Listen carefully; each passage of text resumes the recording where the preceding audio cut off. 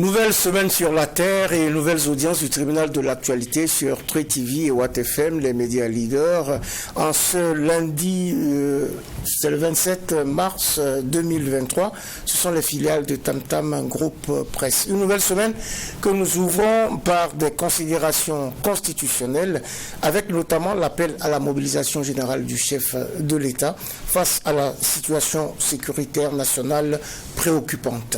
Le Conseil constitutionnel a en effet donné son avis favorable à la requête du président du Faso, du président de la transition relative à la prise de décret portant ordre de mobilisation générale et de la mise en garde en vue de lutter plus efficacement contre l'insécurité. Quelles sont les implications juridiques d'un tel avis et qu'est-ce qui va changer dans la vie de chacun avec cette donne? Nous en parlons avec notre convoqué du jour, Martial Zongo, président de la Société burkinabé de droit constitutionnel. Bonjour Monsieur Zongo et merci d'honorer notre convocation. C'est moi qui vous remercie. En face de vous, deux des juges de ce tribunal siègent pour l'audience de ce lundi. Bonjour juge Bernard Bougman. Bonjour Président Tomangui, bonjour juge Ouedraogo, bonjour Madame, Messieurs. Président, bonjour. Juge Bougman, bonjour. Mesdames et messieurs, bonjour.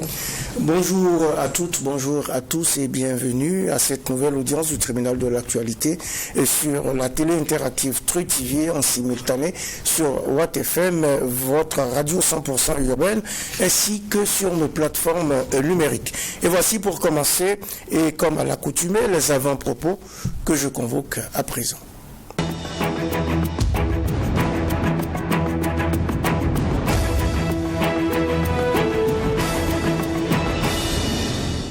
C'est une nouvelle semaine qui commence donc et nous la démarrons avec ces quelques minutes de motivation du juge Bernard Bougman. Merci Président. Mon avant-propos est une citation de D.K. Djoubran traduite par M. Amadé Adama Soro. Et la citation, je cite: « Le fardeau d'une nation est porté par trois personnes, un agriculteur qui la nourrit, un soldat qui la protège et un enseignant qui l'éduque. » Fin de citation. Donc, ça veut tout dire. Une nation repose, selon ce monsieur, sur trois personnes. Je cite, je le prends. Le fardeau d'une nation est porté par trois personnes. Un agriculteur qui la nourrit, un soldat qui la protège et un enseignant qui l'éduque. Donc, c'est une citation de D.K. Djoubran. Je disais que c'est Amadé Adama Soro qui l'a traduit de l'arabe en français. J'ai pris ça d'ailleurs sur sa page. Effectivement, c'est la réalité. Une nation a besoin de ces trois. Donc, il y a un lien entre le développement et la sécurité. Nous, les Africains, on nous avait fait croire que les secteurs sécuritaires ne sont pas des secteurs porteurs. Nous avons désarmé nos armées, on a désaxé nos armées. Voilà, aujourd'hui, nous faisons face à une situation compliquée. Et toutes les grandes nations qui sont économiquement puissantes sont militairement également puissantes. Donc, elle n'échoue pas, il faut créer un équilibre. Donc, entre celui qui crée la richesse et celui qui doit protéger. Mais maintenant, il y a quelqu'un pour éduquer.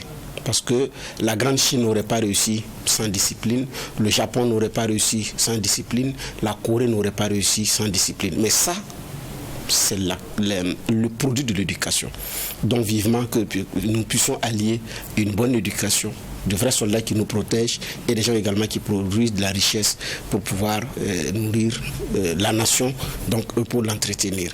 En même temps, je voudrais avoir une pensée spéciale pour les forces de défense et de sécurité, les volontaires pour la défense de la patrie et toutes ces personnes qui sont engagées sur le front humanitaire pour aider les personnes déplacées internes qui en ont besoin, surtout sur le plan psychologique et sur le plan moral. Excellente semaine à tout le monde et bon lundi. Excellente semaine à tout le monde, bon lundi. Trois piliers donc pour développer notre nation, l'agriculture, la sécurité et l'instruction. Ces trois piliers sont essentiels, sont importants. Il va falloir donc se reposer là-dessus et reconstruire notre nation. Juge Inoussa Ouedraogo, on vous écoute pour votre avant-propos. Merci Président. Le Burkina est en pleine mutation, en pleine transformation. D'autres même parlent de révolution. C'est une excellente chose de voir les choses bouger. Seulement, la dernière semaine que nous avons vécue, les mutations et les transformations sont allées à une vitesse grand V, et au point où malheureusement aujourd'hui, il semble régner une sorte de pensée unique où on a l'obligation de penser comme les forts du moment, au risque d'être embarqué pour être recruté comme volontaire. Si en soi ce n'est pas mauvais d'être enrôlé pour aider à solutionner le problème de la sécurité, il faut quand même indiquer qu'un volontaire reste avant tout un volontaire. Et quand on impose à ceux qui ne pensent pas comme soi d'aller faire la guerre parce qu'on ne pense pas comme le chef, ça peut être excessif.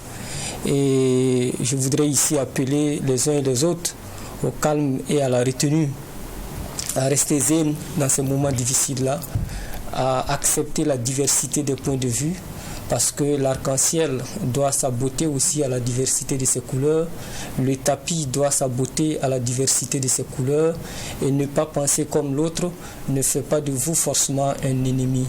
C'est vrai que la situation difficile que nous vivons peut amener les uns et les autres à cataloguer un certain nombre de personnes du fait de leur point de vue, mais je reste persuadé que c'est ensemble, dans la diversité des points de vue, dans l'acceptation de la critique, dans l'acceptation de points de vue divers et différents, que nous parviendrons à surmonter les défis qui s'imposent à nous en ce moment. Je ne suis pas sûr que la pensée unique, la façon de voir les choses de façon unilatérale peut être pour nous une bonne chose. Donc vivement que les Burkinabés se ressaisissent, vivement que les autorités qui ont commencé donc une sorte de pression sur ceux qui ne pensent pas comme eux se ressaisissent, parce que nous avons besoin d'un Burkina rassemblé, nous avons besoin d'un Burkina uni pour mener la lutte, tout en sachant que l'union, ce n'est pas forcément de regarder les choses d'une même manière. On peut accepter les uns et les autres dans leurs points de vue différents. Accepter les uns et les autres dans leurs points de vue différents, c'est parce que nous sommes différents que nous sommes forts. Enrichissons-nous de nos différences. Donc, ainsi s'exprime le juge Inoussa Ouedraogo. C'était la séquence avant-propos des juges du tribunal de l'actualité qui évoque aujourd'hui la vie constitutionnelle du Burkina dans la perspective de la mobilisation générale et de la mise en garde annoncée par le président de la transition. Et nous bénéficions pour ces échanges des éclairages techniques de Martial Zongo. Il est président de la Société burkinabé de droit constitutionnel. Mais avant d'en arriver, faisons place à notre petite fenêtre de généralité avec notre convoqué du jour, Bernard Bougman. Merci. Alors docteur, le débat a fait rage quand il s'agissait pour M. Damiba de prêter serment devant le Conseil constitutionnel. Après,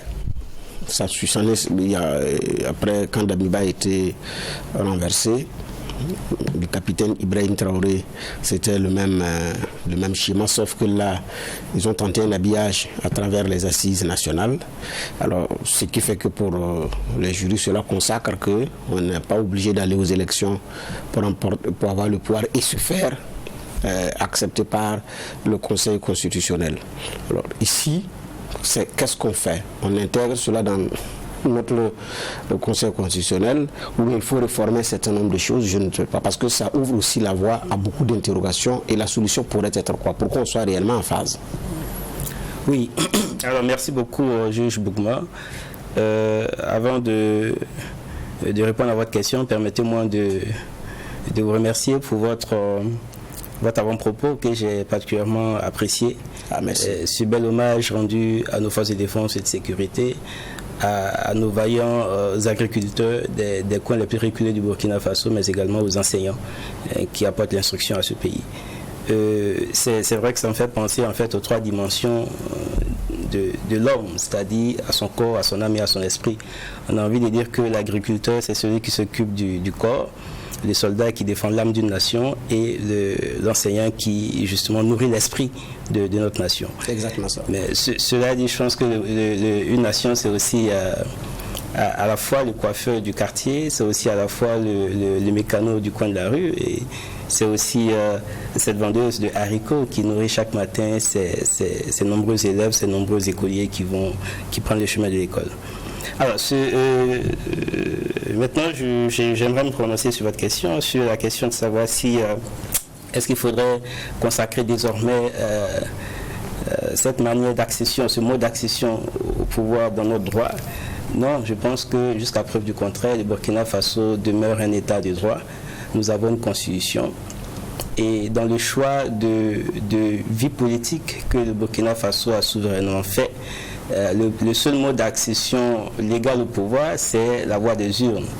Je pense qu'il ne faut pas confondre avec ce qui s'est passé, parce que ce qui s'est passé est une situation assez exceptionnelle. Et vous savez, le juge, quand il est face à des situations comme ça, où il n'y a pas de solution disponible dans le droit, existant, il est obligé de faire preuve d'ingénierie constitutionnelle. Et je pense que c'est ce que notre juge a fait. Il y est arrivé tant bien que mal, il y a des choses à lui reprocher dans ses décisions, mais je pense que c'était la situation qu'il commandait. Il ne faudrait pas faire de l'exception la règle, à mon avis. Donc on ne peut pas consacrer cela dans notre système politique, dans notre droit constitutionnel. En tout cas, moi, je ne l'enseigne pas à mes étudiants.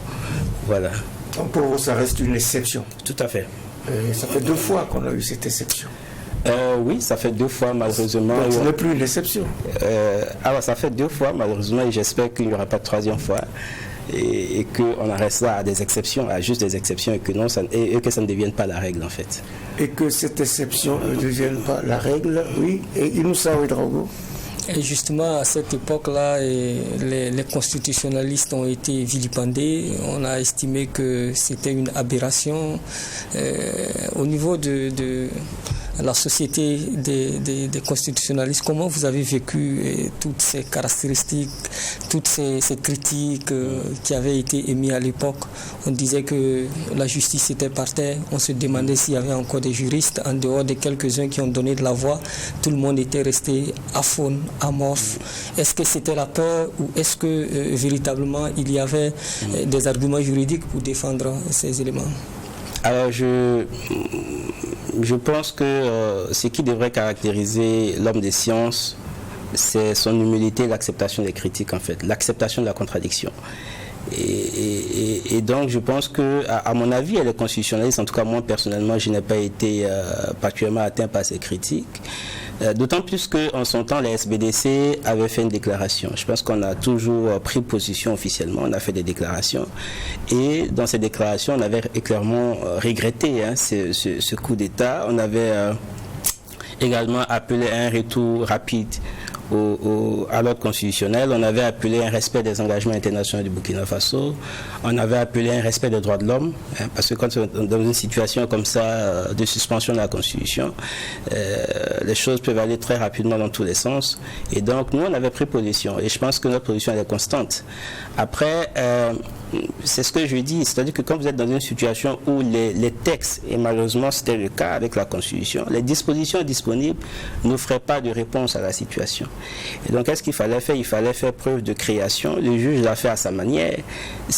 On peut être d'accord avec lui, on peut ne pas être d'accord avec lui, mais en tout cas, il fallait bien dire quelque chose. Et si vous voulez un petit commentaire là-dessus, moi je pense que ici, à défaut quand on est dans une situation comme ça, à défaut de pouvoir respecter la lettre du droit de la Constitution, il faut pouvoir respecter au moins l'esprit. Voilà pourquoi, en tout cas, ma position a toujours été qu'en pareille situation, il faut arriver à désigner quelqu'un par consensus national. Je pense que c'est aussi la position de la plupart des constitutionnalistes de ce pays. Et donc, de ce point de vue-là, on peut apprécier quand même la tenue des assises, même si c'est vrai que ça peut ressembler un peu à de la mascarade, le fait que les gens aient été mis un peu devant les faits accomplis, etc. On peut regretter la manière dont ça a été fait, mais sur le principe de recourir aux assises nationales, je pense que c'est plutôt une bonne chose en fait. Alors, vous avez dit tout à l'heure que vous avez toujours donc prôné un retour rapide à l'ordre constitutionnel. La situation du Burkina aujourd'hui convoque-t-elle ce retour rapide à l'ordre constitutionnel selon vous? Est-ce qu'on en prend le chemin? Je pense que le pouvoir en place a pris des engagements vis-à-vis de ses partenaires internationaux, vis-à-vis de la communauté internationale, de la CEDEAO, pour œuvrer dans le sens de ce retour à l'ordre constitutionnel normal. Je pense même qu'il y a un chronogramme de la transition qui a été arrêté avec la CEDEAO et que les gens y travaillent. La CENI actuellement y travaille. Et donc voilà, après je pense qu'il ne faut pas faire non plus de la fixation sur cette question de retour à une vie constitutionnelle normale, parce que c'est parce qu'il y a un pays qui existe qu'on peut... C'est pour ça que je fais allusion à la situation préoccupante dans laquelle nous vivons. Oui, en même temps que nous sommes conscients qu'il faut revenir à un ordre constitutionnel normal, en même temps il faut être aussi réaliste et prendre en considération la situation actuelle en travaillant à ce que la paix revienne, que la sécurité revienne, et là il n'y a pas de problème, on pourrait aller sans discuter vers des élections. Et c'est justement pour que la paix revienne que le président de la transition a saisi le président du Conseil constitutionnel afin d'actionner les dispositions de l'article 3 de la loi 2694 ADP du 24 mai 1994 portant organisation de la défense nationale et son modificatif numéro 007-2005 AN du 7 avril 2005, notamment pour, je cite, décréter la mobilisation générale et la mise en garde en vue de se donner les moyens nécessaires pour défendre convenablement l'intégrité du territoire national, restaurer la sécurité sur l'ensemble du territoire et assurer la protection des populations et de leurs biens contre la menace et les actions terroristes. Fin de citation. C'est une requête qui a donc été examinée favorablement par le Conseil constitutionnel. Quels sont les recours justement constitutionnels d'abord de cet avis? Quels sont les recours, quels sont les ressorts de cette affaire de mobilisation générale? Oui, alors c'est une possibilité qui est prévue par la loi portant défense nationale au Burkina Faso, la loi 026-94/ADP portant organisation générale de la défense nationale, qui prévoit que dans des situations précises, et là je me réfère à l'article 3, lorsque on est en situation d'une menace grave et générale, on peut recourir à un certain nombre de mesures déjà préparées en vue de faire face.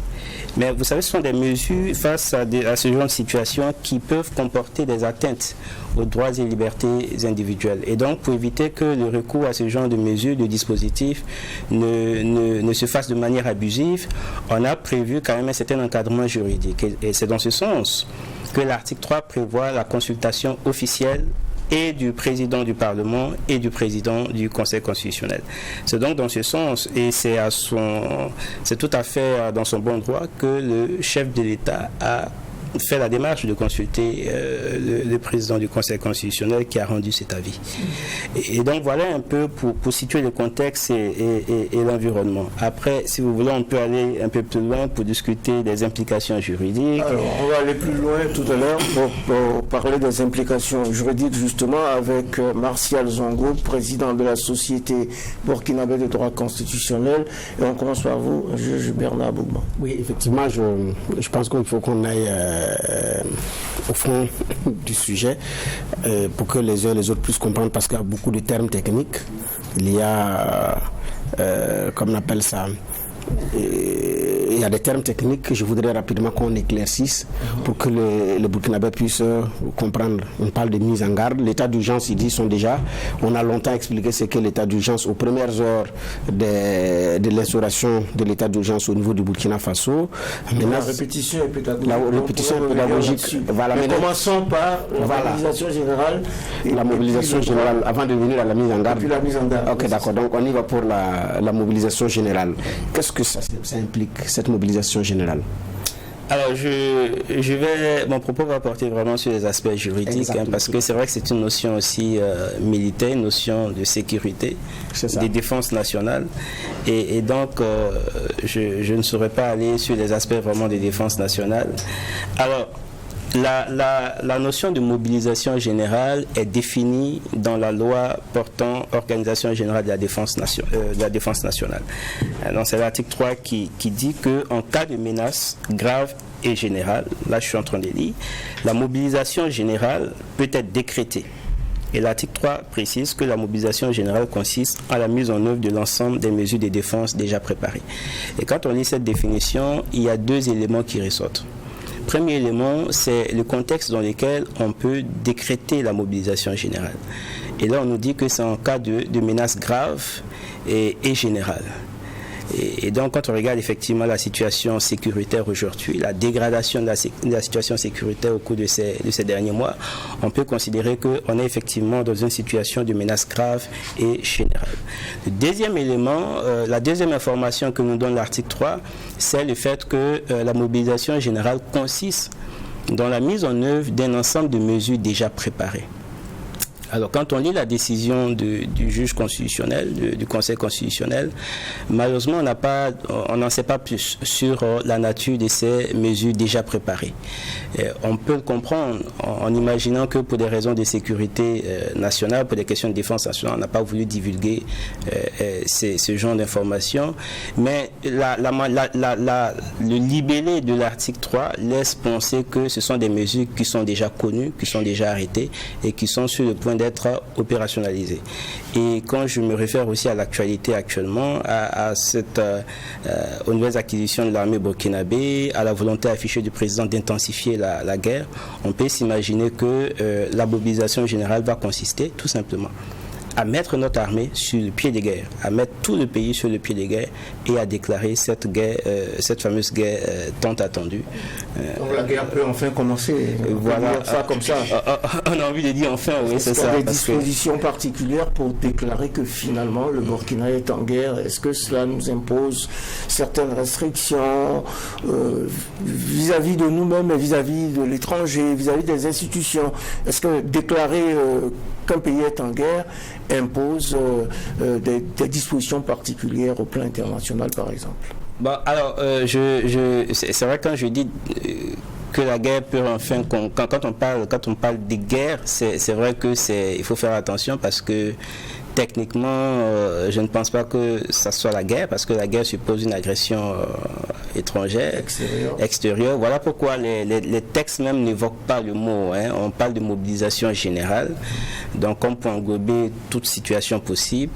Et donc, mais l'idée, c'est que véritablement, là, on va s'attaquer désormais à ce problème-là. On va le prendre à bras le corps et qu'on va vraiment y aller comme il se doit.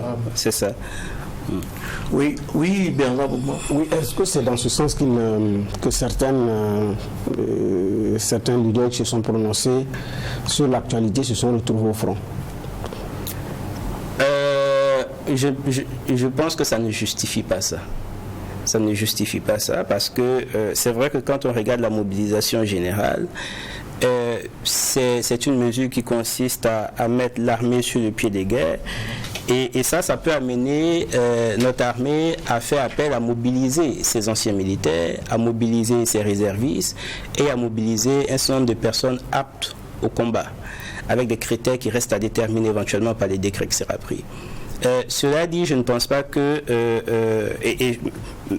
même si cela est permis par la mobilisation générale, ce que je veux dire, c'est que, à mon avis, sauf si je me trompe, je ne suis pas dans les secrets des dieux, mais les décrets n'ont pas encore été pris. Si ça avait été le cas, on le saurait. Et donc, on ne peut pas, sur cette base-là, prétendre enrôler de force quelqu'un sur la base de la mobilisation générale. Et puis, quand vous écoutez les propos tenus par les chefs de l'État, il dit que l'intéressé a été engagé immédiatement comme volontaire pour la défense de la patrie, ce qui est en contradiction avec les termes de la loi 028-2022 instituant les volontaires pour la défense de la patrie, parce que c'est sur la base du volontariat, la loi elle est claire que ces personnes sont enrôlées. Et donc je pense qu'à ce stade, il n'y a vraiment pas d'explication juridique possible à cette attitude. Je pense qu'il faudra faire attention parce que c'est un précédent assez grave en l'état actuel des choses, à mon avis. Donc volontaire pour la défense de la patrie implique donc le volontariat. Inoussa Ouedraogo. Tout à fait. C'était une partie de l'objet de mon avant-propos justement. Mais à quoi désormais doivent s'en tenir les populations? Parce que justement on parle de mobilisation générale, il est aussi question d'état d'urgence, il est question aussi de mise en garde. Et ce sont des termes juridiques que le Burkinabé lambda ne comprend pas forcément.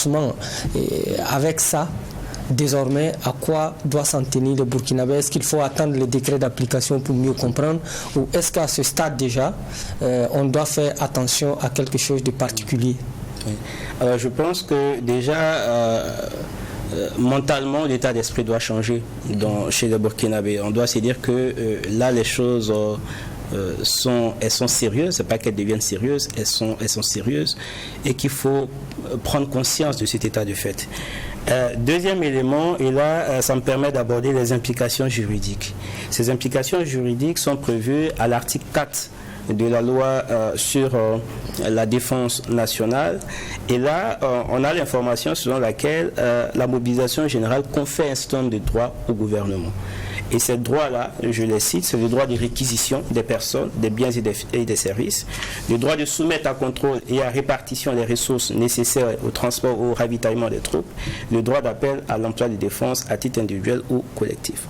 Ça veut dire que nous entrons dans une phase où le gouvernement serait amené à prendre un certain nombre de dispositions, un certain nombre de mesures qui pourraient, parce que quand on évoque tout ça, ce sont des mesures qu'on ne pourrait pas normalement prendre en temps ordinaire et qui seraient nécessairement amenés à porter atteinte aux droits et libertés individuelles. Donc dans les jours à venir, il faudrait que le peuple burkinabé s'attende à un certain nombre de mesures allant dans le sens de suggestions qu'on impose à des personnes morales ou physiques, je veux dire dans le sens d'obligations particulières. Dans le sens de la restriction des libertés, exactement, la circulation des personnes, contrôle des personnes, etc. Le droit de réquisitionner des personnes ou des biens qui appartiennent à des entreprises, à des compagnies privées, au service, pour les mettre au service de la lutte contre le terrorisme. Et puis on parle aussi de contrôle et de répartition des ressources nécessaires au transport et au ravitaillement des troupes. Et ça implique notamment le rationnement des ressources en énergie, le rationnement des matières premières, le rationnement des produits industriels. Et donc l'idée, c'est vraiment de mobiliser tout ce que le pays compte comme ressources pour servir à cette guerre, entre guillemets, à cette lutte contre le terrorisme. Cette lutte contre le terrorisme. Il s'appelle Martial Zongo, c'est notre convoqué du jour pour cette première audience de la semaine. C'est le tribunal de l'actualité. Nous parlons constitution, nous parlons aussi de mobilisation générale, mais aussi de cette mise en garde, Bernard. L'autre expression, c'est la mise en garde. Alors, effectivement, c'est une demande d'avis en vue de prendre un décret pour la mobilisation générale et la mise en garde. C'est vrai que cette notion de mise en garde, elle n'est pas très explicitée. L'article 3 l'évoque rapidement. L'article 3 l'évoque rapidement, et quand on regarde les termes de l'article 3, on se rend compte qu'en réalité, ça serait un ensemble de mesures visant à garantir la sécurité des personnes et des biens dans le cadre de la mobilisation générale. Parce que, au regard des mesures que je viens de citer, il est clair que la vie des personnes sera exposée, les biens des personnes seront exposés et tout. Donc je pense que la mise en garde va consister à accompagner la mobilisation générale d'un certain nombre de précautions en vue de préserver la vie des personnes, mais également de protéger les biens dans le cadre du déploiement des forces, des troupes sur le terrain. Alors la mise en garde, l'article 3, je ne sais pas si on a la même version de cet article 3, dit, je cite, la mise en garde consiste en certaines mesures décidées par le chef de l'État et ayant pour objet d'assurer le fonctionnement régulier et la sécurité des institutions légales, de diminuer la vulnérabilité des populations ou des équipements vitaux du pays, de garantir les opérations de mobilisation et d'action des forces de défense et de sécurité. C'est ce que dit cet article 3, donc il confère au chef de l'État qui peut aussi donner délégation un certain nombre de droits, qui vont tous dans le sens de la lutte contre le terrorisme et qui sous-tendent donc et qui sous-entendent aussi donc cette restriction des libertés dont a parlé docteur Martial Zongo tout à l'heure.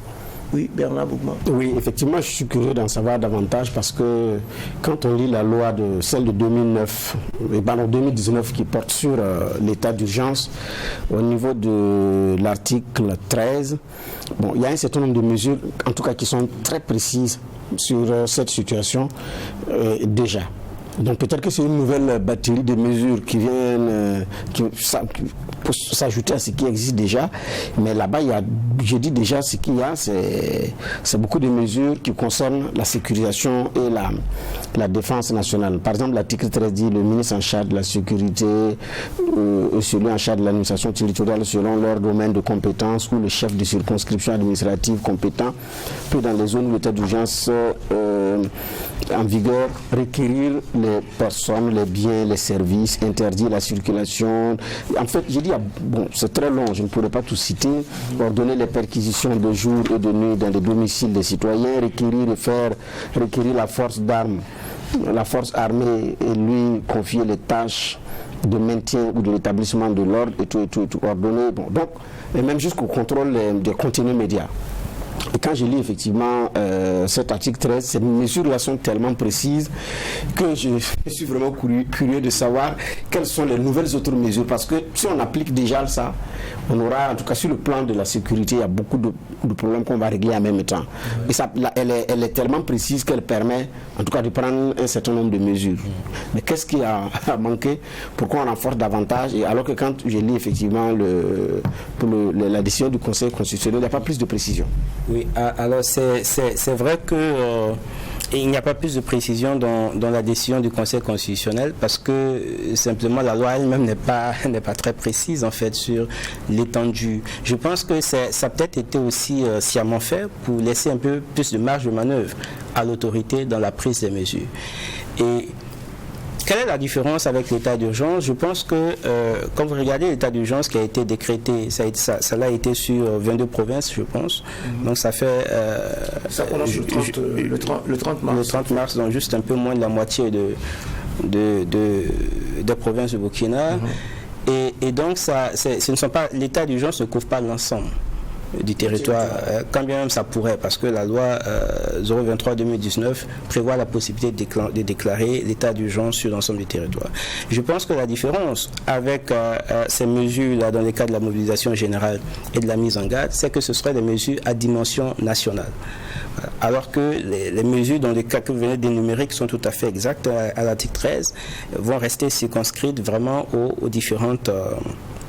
je vais dire aux différentes provinces, aux différentes localités, circonscriptions administratives qui ont été indexées.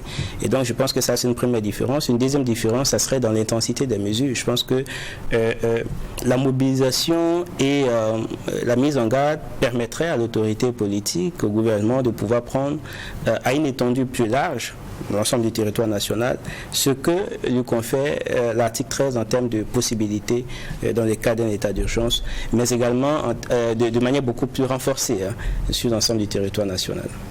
Beaucoup plus renforcé, on doit s'attendre oui, vous voulez toujours... Ça veut dire que... parce que la possibilité de déclarer l'état d'urgence sur toute l'étendue du territoire national est possible pour pouvoir enclencher ces mesures-là qui sont contenues et qui vont même jusqu'à la suspension, la dissolution même des associations et tout. Mais maintenant, si on ne veut pas faire ça et on vient avec une nouvelle mesure, le constat c'est que à la conclusion, il faut que les Burkinabés s'attendent à de sérieuses restrictions de la liberté, leur liberté jusqu'à un certain niveau. Tout à fait. Mais il y a quand même une différence. Je pense que les mesures, le contenu de l'état d'urgence se retrouve un peu en partie dans la mobilisation et la mise en garde, mais vraiment que en partie, parce que dans l'état d'urgence, on ne peut pas mobiliser l'armée, on ne peut pas mettre la main sur le pied de guerre, on ne peut pas appeler les réservistes et tout. Il n'y a que la mobilisation et la mise en garde qui permet de faire ça. On ne peut pas mettre à contribution l'économie et on ne peut pas prendre des mesures majeures au plan économique et tout dans les cas d'un simple état d'urgence. Okay. Donc je pense qu'il y a quand même une différence de ce point de vue et je suis d'accord avec vous que les Burkinabés devraient s'attendre à davantage de restrictions de la liberté. Oui, il est bien indiqué d'ailleurs à l'article 5 de la loi, si je ne m'abuse, que la mobilisation partielle ou générale, ici nous sommes dans le cadre d'une mobilisation générale, entraîne l'état d'urgence dans les parties du territoire concerné. Oui, Inoussa Ouedraogo. Alors je veux savoir quelle est la place réservée à la justice dans ce type d'état d'exception. Quand on parle de mobilisation générale avec la batterie des mesures qui s'en suivent, il y a des risques, des débordements. Quelle est la place réservée à je vais dire, au fait que justement les gens peuvent surpasser au nom de cette mobilisation générale les prérogatives. L'arbitraire peut devenir la règle du jeu.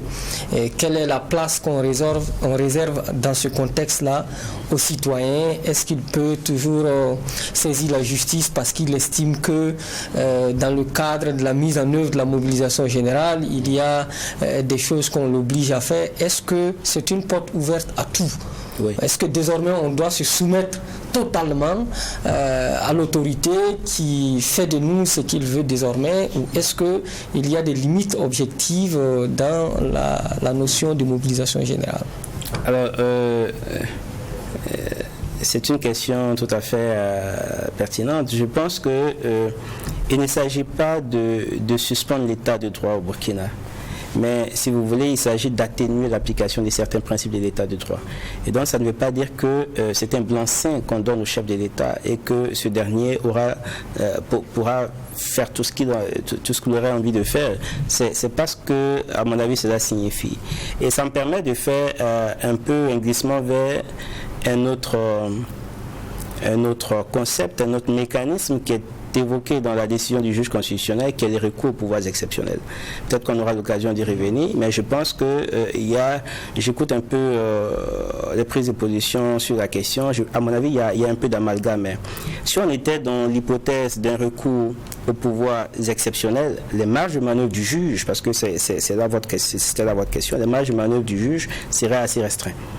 Serait assez restreint dans la mesure où ces actes-là ne pourraient pas subir le contrôle juridictionnel lorsque ces mesures interviendraient dans le cadre de l'exercice du pouvoir législatif. On aura peut-être l'occasion d'y revenir pour que je donne un peu plus de détails. Mais là, on est vraiment dans le cadre de la mobilisation générale et dans laquelle on confère un certain nombre de pouvoirs à l'autorité administrative.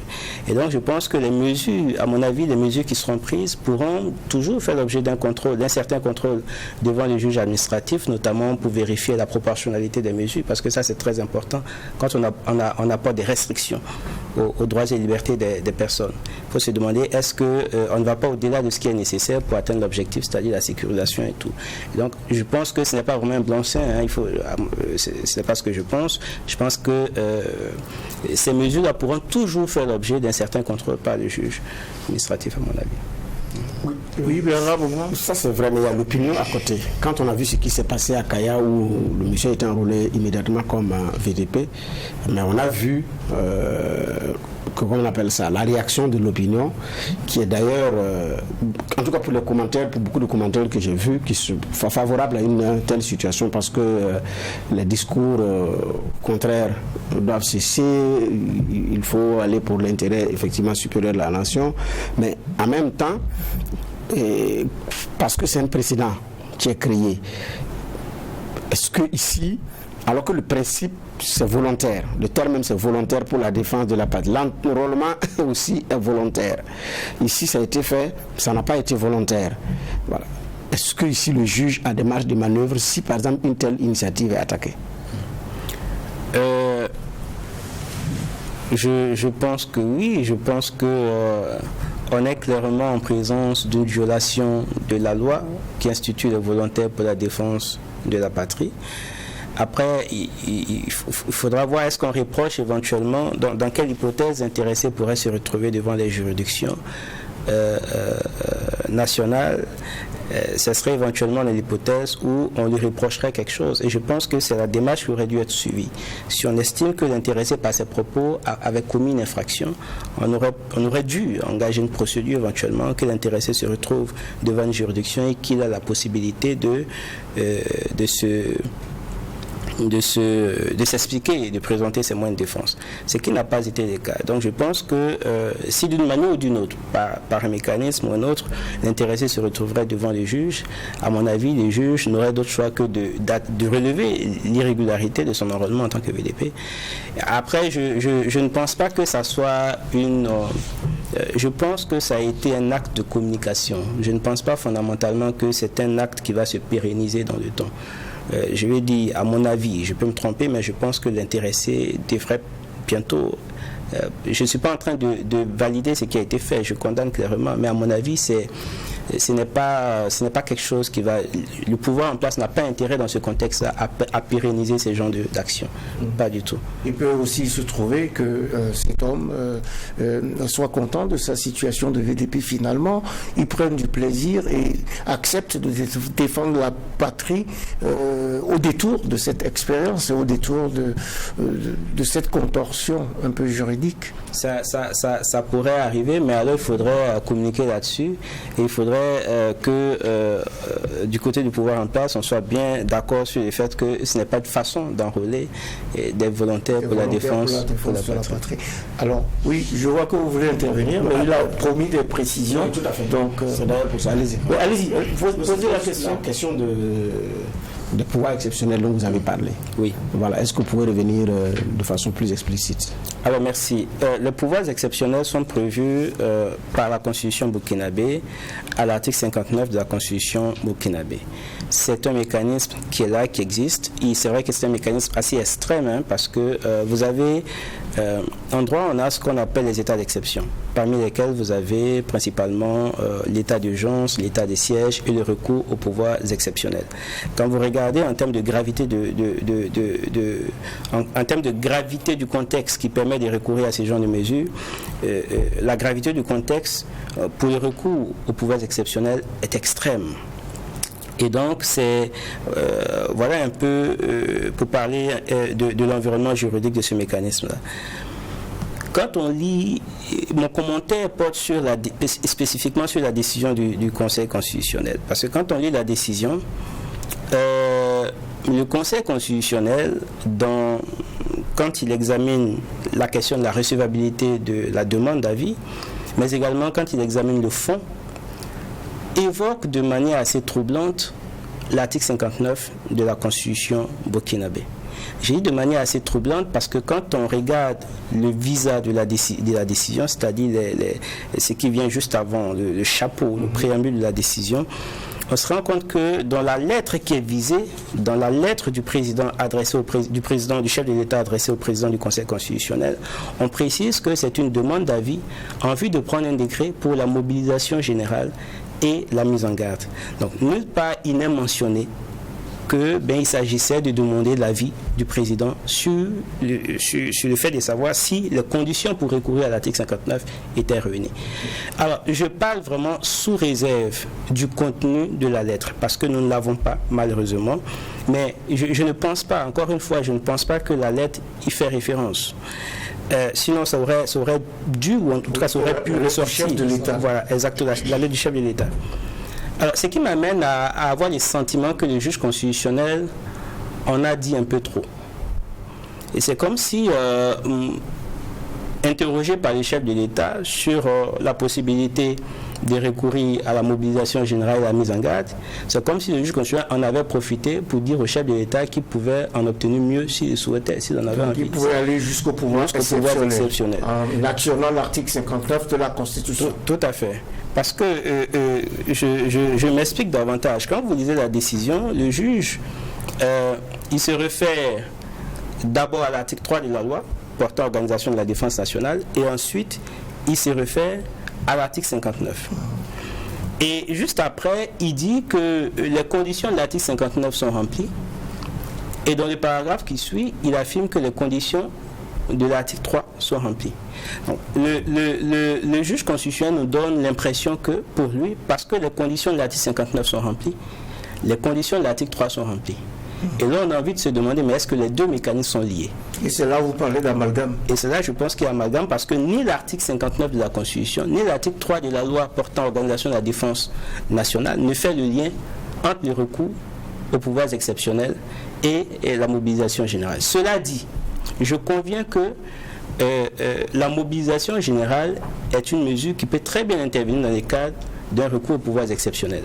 Mais je ne suis pas convaincu que pour recourir à la mobilisation générale, on ait besoin d'être dans une situation de pouvoir exceptionnel. Parce que le pouvoir exceptionnel signifie que les chefs de l'État désormais concentrent et le pouvoir législatif et le pouvoir exécutif. Et ça, c'est quand même une situation assez extrême. En France, c'est arrivé en 1961. En Côte d'Ivoire, c'est arrivé également lorsque Laurent Gbagbo y avait recouru pour permettre la candidature exceptionnelle d'Alassane Dramane Ouattara. Bon, à chacun d'apprécier, parce que d'autant plus que le recours à l'article 59 relève de l'appréciation discrétionnaire du chef de l'État. Mais en tout cas, je pense que le juge constitutionnel a vraiment fait de l'amalgame dans ses décisions. Je pense qu'il avait été interrogé sur une chose et qu'il allait au-delà. En droit, on dit que la statue, au regard de la situation, vous pouvez aller jusque-là. Tout à fait. Et pour édifier nos auditeurs et nos téléspectateurs, je vous lis l'article 59 de la Constitution du Burkina Faso qui édicte que, je cite, lorsque les institutions du Faso, l'indépendance de la nation, l'intégrité de son territoire ou l'exécution de ses engagements sont menacées d'une manière grave et immédiate, et où que le fonctionnement régulier des pouvoirs publics constitutionnel est interrompu, le président du Faso prend, après délibération en Conseil des ministres, après consultation officielle des présidents de l'Assemblée nationale et du Conseil constitutionnel, les mesures exigées par ces circonstances. Il en informe la nation par un message. En aucun cas, il ne peut être fait appel à des forces armées étrangères pour intervenir dans un conflit intérieur. L'Assemblée nationale peut être dissoute pendant l'exercice des pouvoirs exceptionnels. Fin de citation. Oui, Moussa Ouedraogo. Merci. Quand on regarde un peu la situation, il apparaît une sorte de paradoxe. Ça veut dire qu'en même temps que les forces de défense et de sécurité nous disent que la situation est maîtrisée, l'armée contrôle, en tout cas, l'armée monte en puissance, c'est ça l'expression. On nous dit qu'on a acquis du matériel qui va servir vraiment à neutraliser sous peu, en tout cas, les groupes armés terroristes. Et c'est dans ce contexte-là qu'on fait recours à la mobilisation générale, comme si la situation était encore plus grave qu'avant. Est-ce que là, il n'y a pas un paradoxe? Et finalement, comme je le disais, qu'est-ce que le citoyen lambda peut attendre de cette situation-là, puisqu'il y a une sorte d'amalgame quel est le dernier recours en fait pour les citoyens? Parce que tout ça va s'appliquer sur les citoyens qui semblent ne pas savoir à quel sens se vouer. Vous avez dit que ce n'est pas une porte ouverte à l'arbitraire, on ne peut pas faire ce qu'on veut, mais justement, qu'est-ce que les citoyens peuvent faire si à un moment donné, ils se rendent compte évidemment, comme ça s'est passé à Kaya, que cette décision-là fait qu'on va dans tous les sens? Comment on fait? Ce que les citoyens peuvent faire, je pense que... D'abord, est-ce que ce n'est pas un paradoxe? Alors, je ne perçois pas forcément le paradoxe. Parce que pour moi, c'est vrai qu'on a acquis du matériel, etc. Mais pour moi, ce sont des actes préparatoires. Pour moi, ce sont des actes préparatoires parce qu'on s'apprête à passer à une autre étape de la lutte contre ce terrorisme. Et je pense que c'est à saluer ce que le gouvernement est en train de faire. Parce qu'on veut passer à une autre étape de la lutte, il y a un souci. Et ça, c'est quand même à mettre à l'actif du pouvoir en place. Il y a un souci. On s'inquiète de faire les choses en respectant les textes. Donc, on va demander l'avis du président du Conseil constitutionnel. Et puis, vous voyez, même avant ça, on a pris un certain nombre de mesures. Par exemple, la révision du code militaire pour prévoir le déploiement, pour réviser les dispositions sur le déploiement de la prévôté sur le théâtre des opérations militaires. Donc, je pense qu'on est conscient que là, on veut vraiment intensifier les choses et qu'il y aura beaucoup de conséquences, beaucoup de dommages collatéraux et que rapidement on peut avoir justement, on peut avoir sur le dos pas mal d'acteurs, et c'est tout à fait normal pour la protection des droits de l'homme, etc. Donc, on sent toutes les précautions juridiques possibles. Et donc, à mon avis, ce n'est pas contradictoire, ce n'est pas paradoxal. Pour moi, c'est plutôt le signal. C'est un signal fort qu'on envoie pour dire que là, on est vraiment en train de passer à une autre étape de la lutte. On veut l'intensifier et j'espère que ça sera fait toujours dans le respect, bien évidemment, des textes et des droits. Voilà, c'est ça. Et maintenant, par rapport à ce que le citoyen peut faire éventuellement, est-ce que le citoyen, déjà il faut qu'il puisse changer dans sa mentalité, parce que certains ne perçoivent pas vraiment la gravité de la situation dans laquelle se trouve le Burkina aujourd'hui. Mais ensuite, est-ce qu'il a un droit de recours quelque part? Je crois que c'est le sens de la question du juge. Oui, je pense que d'abord, les citoyens doit soutenir ces efforts qui sont déployés. D'abord reconnaître qu'il y a des efforts qui sont faits, manifester une certaine solidarité vis-à-vis de ça, tout en restant vigilant. Parce que vous savez que lorsque les niveaux de contrôle politique, contrôle juridictionnel s'amenuisent, le seul recours, c'est la veille citoyenne. Et ça, c'est très important. Je pense que la veille citoyenne doit rester constante et que, autant que faire se peut, les citoyens devraient pouvoir, en tout cas, recourir aux mécanismes disponibles pour contester éventuellement le manque de proportionnalité, etc., de certaines mesures qui viendraient à être... Parce que vous savez que ce n'est pas parce qu'on est dans une situation de dérogation ou dans un mécanisme qui permet d'appliquer un droit d'exception et donc de porter atteinte aux droits et libertés qu'on est autorisé à violer tous les droits. Il y a des droits auxquels on ne peut pas toucher. En fait. Droits violables. Exactement, le droit à la vie, torture, etc. C'est des choses qui sont proscrites. Et donc, les citoyens ont toujours des marges de manœuvre, en fait.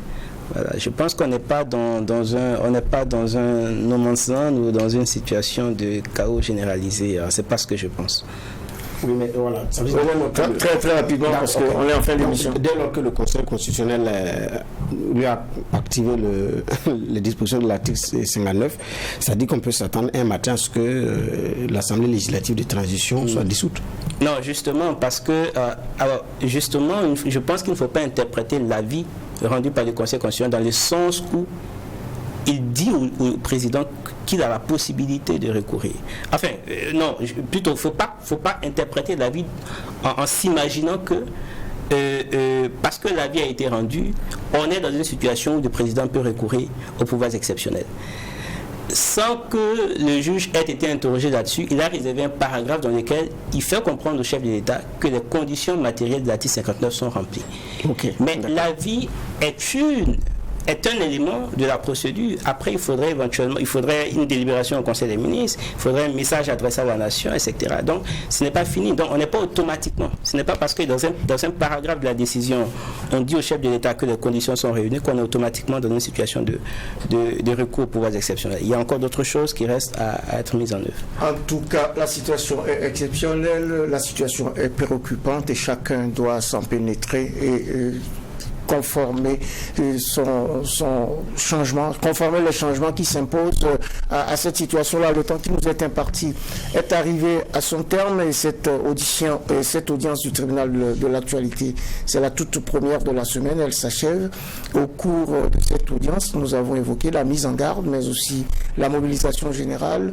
Nous avons parlé très peu de l'état d'urgence, mais nous en avions déjà parlé et nous avions sur ce plateau Martial Zongo, président de la Société burkinabé de droit constitutionnel. Merci d'avoir honoré notre convocation. Je vous en prie, c'est moi qui vous remercie. Merci au juge Bernard Bougma, merci. Merci à Inoussa Ouedraogo et merci aux équipes techniques de réalisation ainsi qu'à vous tous, auditeurs et auditrices de Watt FM, téléspectateurs et téléspectatrices de Truth TV, pour votre attention et pour votre fidélité. Hommage renouvelé à toutes nos forces combattantes, prompt rétablissement aux blessés et aux malades et prenons soin les uns des autres en attendant de retrouver le tribunal de l'actualité dès demain, mêmes heures, mêmes antennes, avec un maillet toujours aussi juste, incisif et sans complaisance.